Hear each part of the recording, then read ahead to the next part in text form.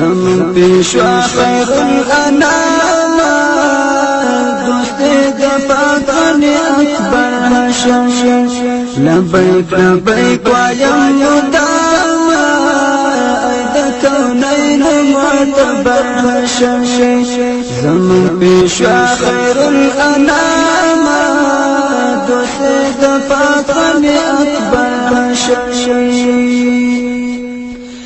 در محبوبا منور خدای در کړی لوی شان در محبوبا منور خدای در کړی لوی شان. بسم الله الرحمن الرحيم. الحمد لله رب العالمين حمد الشاكرين. الصلاة والسلام على سيد الأنبياء والمرسلين سيدنا ونبينا وشفيعنا ومولانا محمد وعلى آله وأصحابه الطيبين الطاهرين. قدرمن اوریدونکو د ژوند د لارې د خپرونې مینوالو السلام علیکم ورحمت الله وبرکاته. ستاسو روغتیا او خوشحالي د پاک رب نه غواړم په دې هیله چې د صحت او عافیت جامې پر تن ولرئ او خوشحالي مو په برخه وي. دا دی زه محمد یاسین فهیم د ژوند د لارې د خپرونې په وړاندې کولو کې ستاسو په خدمت کې یم. زموږ د نن ورځې د خپرونې موضوع بیا هم زموږ مسلماني باید څرنګه وي. درنو اوریدونکو، موږ او تاسو د ګناهونو بدې اغیزې په تیره خپرونه کې واورېدلې. نو راځئ چې له ګناهونو سره مقابله وکړو، د الله رب العزت د اوامرو او د احکامو پابند شو، ځان نه واقعي مسلمانان جوړ کړو. څرنګه کولی شو له ګناهونو سره مقابله وکړو؟ زه تاسو ته وایم چې تاسو په ټینګ هوډ سره تصمیم ونیسئ چې ګناه پرېږدو. د ګناهونو د پرېښودلو لپاره ډیره غوره لاره له نیکانو دیندارو کسانو او مؤمنانو سره ناسته او ولاړه ده. تل د هغو کارونو د کولو په لټه کې اوسه چې د اسلام او مسلمانانو په ګټه وي. هغه مهال به د ګناه د کولو لپاره فرصت ونه لري. څرنګه ګناه وکړي؟ حال دا چې ته عبادت او د مسلمانانو د مهمو چارو په ترسره کولو کې بوخت یې. دغه دوه طریقې یعنې له نیکانو انسانانو سره ناسته او ولاړه او د نیکو عملونو ترسره کول له ګناهونو سره د مقابلې لپاره غوره وسیله ده. کوشش وکړه چې ځان لپاره هغه ملګري پیدا کړي چې هغوی ګناهګار نه وي، د الله د اوامرو او د الله د احکامو پابند وي. ته به هم ګناه پرېږدې، د هغه نه به متاثره شي. همدارنګه تل لپاره دا کوشش کوه چې د هغو کارونو د کولو په لټه کې اوسئ چې د اسلام او مسلمانانو لپاره ګټور وي. او په دې باندې پوه شئ تر کله چې موږ د ګناهونو په کولو کې بوخت یو، هیڅکله به زموږ اسلامي ټولنه د پرمختګ او لوړتیا په لور ګام پورته نه کړي، بلکې اسلامي ټولنه به هله پرمختګ وکړي چې موږ او تاسو په خپله ګناهونه پرېږدو او په دې کوشش کې اوسو چې نورو ته امر بالمعروف وکړو او هغوی د منکراتو او د بدو عملونو نه راوګرځوو. ستا کار او نظر نړۍ بدلولی شي، ستا کار او نظر ټولنه بدلولی شي، ستا کار او نظر د ستا د کورنۍ غړي بدلولی شي.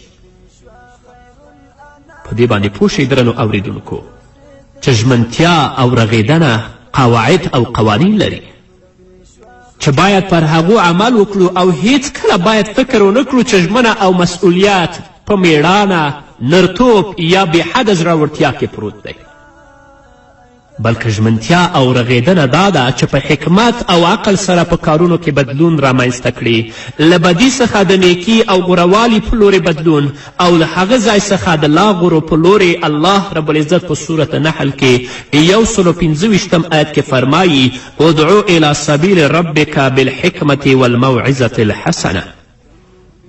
د خپل رب لارې ته په حکمت او نیک نصیحت سره بلنه وکړه. خپله هم د الله د اوامرو پابند شه، د الله د احکامو پابند شه، خو ډیر په حکمت او نیک نصیحت سره نور خلک هم د الله دین ته راوبله.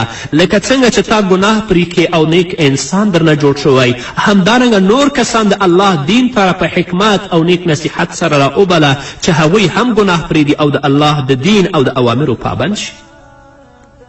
رغېدل په حکمت او عقل سره ترسره کیږي. زموږ په کورنۍ کې زموږ په ټولنه کې حتی په نړۍ کې بدلون په حکمت او عقل سره منځته راځي، نه له منطق او مهرباني څخه په لرې طریقو سره. بیا هم الله رب العزت فرمایي وجادلهم بالتي هي احسن ان ربك هو اعلم بمن ضل عن سبيله وهو اعلم بالمهتدين.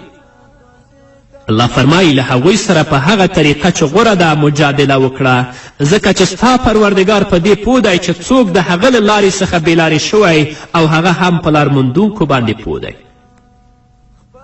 الله هغه کسان هم پیژني چې د الله رب العزت د دین نه لرې شوي، او هغه کسان هم پیژني چې هغه د الله د دین او د الله د اوامرو پابند دي. خو ته څه کوه؟ وجادلهم بالتي هي احسن، ته له هغوی سره په هغه طریقه چې غوره ده مجادله کوه او د الله دین ته یې راوله. هو درنو اوریدونکو، د کمې طریقې په وسیله چې موږ غواړو نور اصلاح ته راوبلو ډیره مهمه ده او باید هغې ته پوره پاملرنه ولرو. موږ غواړو چې بدلون راولو، ژمن او رغونکي واوسو، ځکه چې په هره ګوښه کې ستونزو او بدمرغیو زموږ ټولنه نیولې ده. که د ټولنې ټول کسان په دغه کار کې ګډون ونه کړي او که تاسو د خپلو بچیانو په ساتنې سره په دې لاره کې د ټولنې مرستې ته ونه دانګئ، څرنګه غواړئ چې هغوی دغسې بدلون ته راوبلئ؟ په همدې خاطر موږ غواړو هغه منفي پالنه توجیه چې خلک وایي زه په داسې ځای کې نه یم چې وکړی شم نړۍ بدله کړم، دا منفي پالنه پرېږدو او ووایو هو زموږ په هڅې سره په نړۍ کې خامخا بدلون راتلی شي، زموږ په ټولنه کې خامخا بدلون راتلی شي او زموږ په کورنۍ کې خامخا بدلون راتلی شي.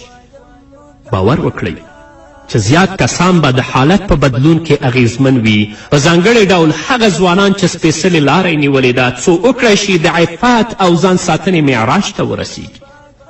هیڅکله ځنډ مه کوئ، د ژمنې او رغون اوج ته د رسیدو لپاره غوره او سیخه لار د الهي دین او شریعت لاره ده. هغه څه چې په خپل وجود کې لرئ د هغو د بدلون هڅه وکړئ څو الله ټول مصیبتونه او غمونه له تاسو څخه لرې کړي. د ټولنې لټون او رغون ستاسو په هڅو او کار پورې تړاو لري. کله چې تاسو په خپل ژوند کې بدلون رامنځته که، ستاسو ژوند به له عزت او سرلوړي څخه ډک شي او له هوا او هوس څخه به لرې یاستئ. الله رب العزت په سورة انفال کې 25 آیت کې فرمایي واتقوا فتنة لا تصیبن الذین ظلموا منکم خاصة واعلموا ان الله شدید العقاب. الله فرمایي له هغې فتنې څخه ځان وژغورئ چې د هغې ناوړه اغیزه به په ځانګړې توګه یوازې په هغو خلکو پورې محدوده پاتې نشي چې په تاسې کې چا ګناه کړی وي او وپوهیږئ چې الله سخت سزا ورکوونکی دی. دغه فتنه او عذاب چې قرآن هغه بیانوي د کومو کسانو لپاره دی؟ د هغو لپاره چې د شهوتونو په پیروي او د الهي امرونو په مخالفت سره په خپل نفس ستم او ظلم کړی دی. نو درنو اوریدونکو، آیا د دې وخت را رسېدلی نه دی څه چې په خپل وجود کې لرو هغه بدل کړو؟ زه نه پوهیږم چې څه شی د دغه بدلون د رامنځته کېدو خنډ ګرځي. آیا موږ هر یو د ځان او د خپلې اسلامي ټولنې د نیکمرغي په لټه کې نه یو؟ البته چې همداسې ده. نو که دغه دین زموږ د دنیا او آخرت د نیکمرغي ضامن دی نو نور د څه شي په تمه یو؟ په الله رب العزت قسم، زه د هغو زړونو د ټکان غږ اورم چې د بدلون د رامنځته کېدو په امید دي، مګر هغوی ډاډینې ته اړتیا لري. هغوی د هغو کسانو په تمه دي چې د هغوی لاسونه ونیسي او د اصلاح او بدلون په لاره یې لارښوونه کړي. راځئ څو د دغه کار په ترسره کولو کې له یو بل سره مرسته وکړو چې امکان لري په دې سره زموږ ژوند له خوښیو آرامیو څخه ډک شي او د جنګونو او ورانیو له منګلو څخه خلاص شو. خپل هم نیک عمل وکړه. د الله رب العزت نور بندگان هم د الله رب العزت دین ته راوبله. په دې باندې به الله رب العزت تا ته اجرم درکړي او الله به د مصیبتونو او د کړاوونو نه دې خلاص کړي. ستا په کور، ستا په ټولنه او په نړۍ کې به بدلون رامنځته شي. تاسو چې د الله دین ته په دې سخت حالت کې خلک رابلئ، ستاسو د هر یو ثواب د محمد رسول الله د 50 کسو ملګرو له ثواب سره برابر دی. د مسلم حدیث دی، د اسلام ستر پیغمبر محمد رسول الله صلی الله علیه وسلم له خپلو زیات شمېر ملګرو سره یو ځای هدیرې ته ننوت. او وی فرمایل ای د مؤمنانو د سیمې اوسیدونکو پر تاسو د سلام وي او کله چې الله اراده کړې وي موږ هم له تاسو سره یو ځای کیږو مګر هیلهمن یم چې خپل ورونه په دې دنیا کې ووینو. صحابه و کرامو رضی الله تعالی عنهم ویل ای د الله رسوله آیا موږ ستا ورونه نه یو؟ پیغمبر علیه الصلاة والسلام وفرمیل نه بلکې تاسو زما ملګري یی او زموږ ورونه هغه کسان دي چې تر اوسه نړۍ ته راغلي نه دي او له تاسو څخه وروسته راځي. په بل روایت کې راغلی دی چې پیغمبر علیه الصلاة والسلام وفرمیل له تاسو څخه وروسته به د صبر زمانه را ورسیږي او په هغه مهال کې حوصلهناک کس د دین په ساتنه کې د هغه چا په څیر دی چې سره سکروټه په خپل لاس کې وساتي. په هغه زمانه کې د هغه چا ثواب چې په دینی امرونو عمل وکړي د 50 کسو د ثواب په څیر دی.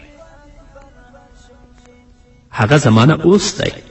د اسلام مقدس دین سور اور ګرځېدلی دی. څوک به په لاس کې واخلي او څوک به پرې عمل وکړي. کله چې نبی کریم صلی الله علیه وسلم دا خبره وکړه صحابه و کرامو نبی کریم صلی الله علیه وسلم ته وویلې ای د الله رسوله زموږ د 50 کسانو د ثواب په څیر یا د هغوی د 50 کسانو ثواب په څیر؟ نبی کریم صلی الله علیه وسلم وفرمیل ستاسو د 50 کسانو د ثواب په څیر. ای الله دغه خبره څومره درنه او له خوند څخه ډکه ده. د الله د رسول صلی الله علیه وسلم د 50 کسو اصحابو ثواب. آیا من کولی شو د دغسې کسانو په ډله کې اوسو؟ آیا اوس هم وایې د بدلون رامنځته کول په یوازې توګه زما مسؤلیت نه دی؟ راځئ چې ځان غوښتنه له منځه لرې کړو. راځئ څو خپلو شاوخوا واقعیتونو ته په زړور نظر وګورو. راځئ چې د اسلامي امت مسائلو ته پاملرنه وکړو او کوم شیان چې زموږ د لمنځه تګ او سپکاوي سبب شوي تر څیړلې لاندې ونیسو او له خپلې مخې څخه یې لرې کړو. الله رب العزت چې د امت محمدی صلی الله علیه وسلم ستاینه کوي. الله رب العزت چې امت محمدی صلی الله علیه وسلم ته د 50 صحابه و کرامو رضوان الله تعالی علیهم اجمعین ثواب ورکوي هغه د دې لپاره چې هغوی امر بالمعروف او نهی عن المنکر په سختو شرایطو کې او په بدو حالتونو کې کوي. نن د اسلام مقدس دین سور اور ګرځېدلی سره سکروټه ده. د صبر وخت دی، د امتحان وخت دی. راځئ په خپله هم ګناهونه پرېږدئ. اول د خپلې کورنۍ نه شروع کړئ، امر بالمعروف او نهی عن المنکر وکړئ. خپلې کورنۍ کې بدلون راولئ. د خپلو اولادونو اخلاق، د خپلو اولادونو اعمال او د خپلو اولادونو په جامه او لباسونو کې بدلون راولئ او وروسته د هغه نه اقدام وکړئ ټولنې ته. هلته امر بالمعروف او نهی عن المنکر وکړئ. انشاءالله ستاسو په دې هڅه باندې به الله رب العزت په ټوله نړۍ کې بدلون راولي. نو ځکه الله رب العزت د امت محمدي ستاینه کوي چې هغه په سختو حالتونو کې امر بالمعروف او نهی عن المنکر کوي. کنتم خیر امة اخرجت للناس تأمرون بالمعروف وتنهون عن المنکر. الله رب العزت دې موږ ته د نیکو اعمالو توفیق راکړي. الله جل وعلا شانه دې موږ په هغه لار باندې روان کړي چې زموږ رب زموږ نه پرې راضي کیږي او الله دې موږ ته د دې توفیق راکړي چې په خپله د الله د اوامرو او د احکامو مطابق عمل وکړو او د الله دین طرف ته نور خلک را وبلو تر څو زموږ په کورنۍ او په ټولنه او په نړۍ کې بدلون راشي. په همدې هیله درنو اوریدونکو نور به م واورو خو د یوې دمې نه وروسته. زمون پیشوا خیر الانام دوست د پاکن اکبر هاشم لبیک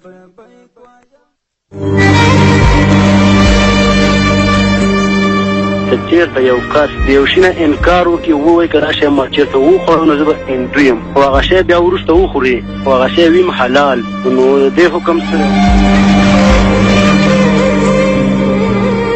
دور مختار په دریم جلد کې په 914 صفحه کې لیکي یو سړي قسم وخوړه که ما دا کار وکړه یا دا شی مې وخوړه زه د کافر یم او دا عقیده یم درلودله که دا کار وکم کافر کیږم نو کافر دی که هغه کار وکړه یا هغه شی وخوړه او که دا عقیده یې نه درلودله چې نه کافرېږم نو بیا یمین دی قسم دی 3 ورځې د روژه ونیسي کفر نه دی. رښتینی مؤمن له شنبې تر پنجشنبې غرمه 12 بجې له اراکوزیا څخه.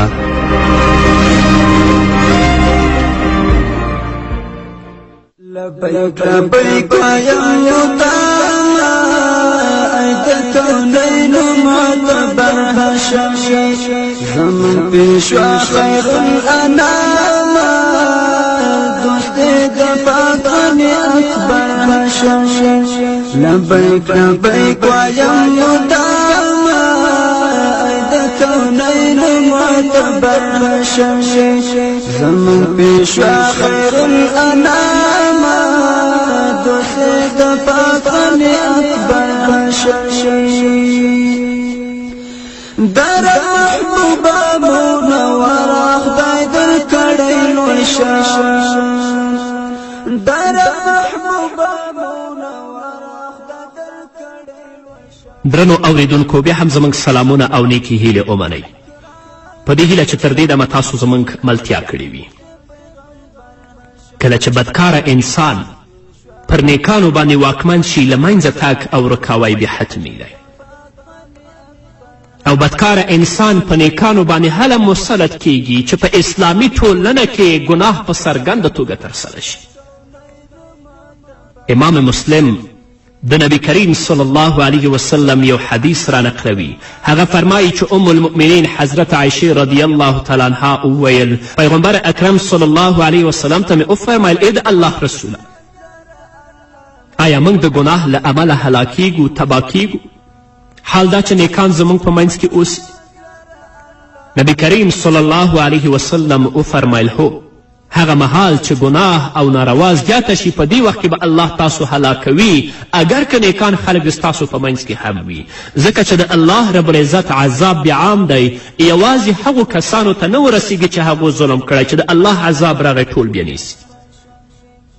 په بل روایت کې راغلی دی چې الله جل جلاله جبرائیل علیه السلام ته امر وکړه چې دغه ښار په ځمکه کې په ډوبېدو سره ورک کړه یعنې په ځمکه کې ننه باسه. حضرت جبرائیل علیه السلام الله ته عرض وکړ ای الله ستا فلانی بنده چې تل تا ته په رکوع او سجده کې دی په هغه ښار کې ژوند کوي زه څنګه دا ښار په ځمکه کې ډوب کړم او په ځمکه یې ننه باسم؟ الله جل وعلا شانه وفرمیل ای جبرائیله له هماغه څخه یې پیل کړه یعنی اول هغه کس په ځمکه باندې ننه باسه چې هغه ماته سر په سجده او په رکوع دی. جبرائیل علیه السلام د الله نه پوښتنه کوي ای پروردګاره ولې؟ الله رب العزت وفرمیل هغه یوه ورځ هم زما لپاره خپله څیره د ګناهګارانو له امله تروه کړه یعنې زما لپاره یو ځل د ګناهګارانو له کړنو څخه خفه نه شو. په دې باندې پوه شئ که تاسو په یوې کورنۍ کې ژوند کوئ چې ستاسو په کورنۍ کې یو ګناهګار انسان دی هغه ته نیکه لار نه ورښیئ او د هغه د بدو عملونو نه تاسو مانع نه ګرځئ او په هغه باندې نه خفه کیږئ د الله رب العزت عذاب چې راشي اول به تاسې نیسي. یو عالم چې په یو کلي کې ژوند کوي په یو جماعت کې خطیب او امام دی خپله نیک عملونه کوي خو په خپلو مقتدیانو او په خپل کلي او کلیوالو کې بد عمله او مفسدین ویني د هغو مانع نه ګرځي حتی د هغو کرکه د ده په زړه کې پرته نه ده د الله عذاب چې راځي اول به دا نیسي. نو امر بالمعروف او نهی عن المنکر اوچته مرتبه لري. ګورئ درنو اوریدونکو په هغه کلي کې د الله رب العزت داسې یو بنده دی چې تل د الله د اوامرو د احکامو پابند دی اما نور خلک هلته مفسدین او ګناهګاران دي خو دا د مفسدینو او ګناهګارانو مانع نه ګرځي او د هغوی د ګناه له امله د ده زړه نه خفه کیږي الله رب العزت عذاب اول په ده باندې راولي ځکه د الله عذاب عام دی واتقوا فتنة لا تصیبن الذین ظلموا منکم خاصة واعلموا ان الله شدید العقاب. نو د دې لپاره درنو اوریدونکو چې موږ تل ژمن او رغونکي اوسو باید یووالی د اسلامي ټولنې اصلي شعار او هدف وګڼو نه ځانځاني او بیلتون ژمنتیا او رغون دا نه دی چې ټول عمر په مسجدونو کې معتکف پاتې شو او ووایو بدلون راوستل زموږ له مسؤلیت څخه بهر دی لکه ځینې خلک اوس وایي چې دا زما کار نه دی دا د ملا کار دی. زه له تاسو درنو اوریدونکو څخه غواړم چې په خپل دین باندې په سمه توګه پوه شو. محدوده موده معتکف اوسو او بیا د نړۍ ګوټ ګوټ ته سفر وکړو په حکمت او نیکې موعظې سره نور د الله د دین خواته راوبلو خلک د بدیو پرېښودو ته دعوت کړو هغوی شهادت او د الله په لاره کې د ځان او مال قربانولو ته راوبلی ټول اسلامي امت د مقام لوړېدو ته راوبلی څو د اسلام پخوانی عزت او درناوی بیرته ترلاسه کړو د امیر المؤمنین سیدنا عمر بن خطاب رضی الله تعالی عنه خبره په یاد ساتئ چې هغه به ویل هره ودانه سیمه به زر تر زره ورانه شي ټولو صحابه و کرامو امیر المؤمنین عمر فاروق رضی الله تعالی عنه ته وویل ای امیر المؤمنینه کله او څنګه عمر فاروق رضی الله تعالی عنه وفرمیل هغه مهال چې د هغې سیمې بدکاره کسان د هغې سیمې پر نیکانو باندې برتري پیدا کړي او واکمن شي نن ورځ ګورئ زموږ ټولنه همدارنګه عمر فاروق رضی الله تعالی عنه فرمایي کله چې ګناه په پټه توګه ترسره شي یوازې د هغه ترسره کوونکي ته زیان رسیږي مګر که په ښکاره توګه ګناه ترسره شي او خلک د هغې د لمنځه وړلو لپاره کوم کار ترسره نه کړي ټول خلک له هغه څخه زیان ویني د پیغمبر علیه الصلاة والسلام حدیث هم دی چې ما په تیرو خپرونو کې تاسو ته ویلی و لم تظهر الفاحشة في قوم قط حتى يعلنوا بها إلا فشأ فيهم الطاعون والأوجاع التي لم تكن مزت في أسلافهم په کومه قوم کې چې ګناه په ښکاره توګه باندې ترسره شي او دا خلک د هغو مانع نشي نو هغه ټول قوم به الله رب العزت په طاعون او په داسې دردونو مصیبتونو باندې گرفتار کړي چې د هغوی په پلرونو او د هغوی په نیکونو کې به دې سابقه نه درلوده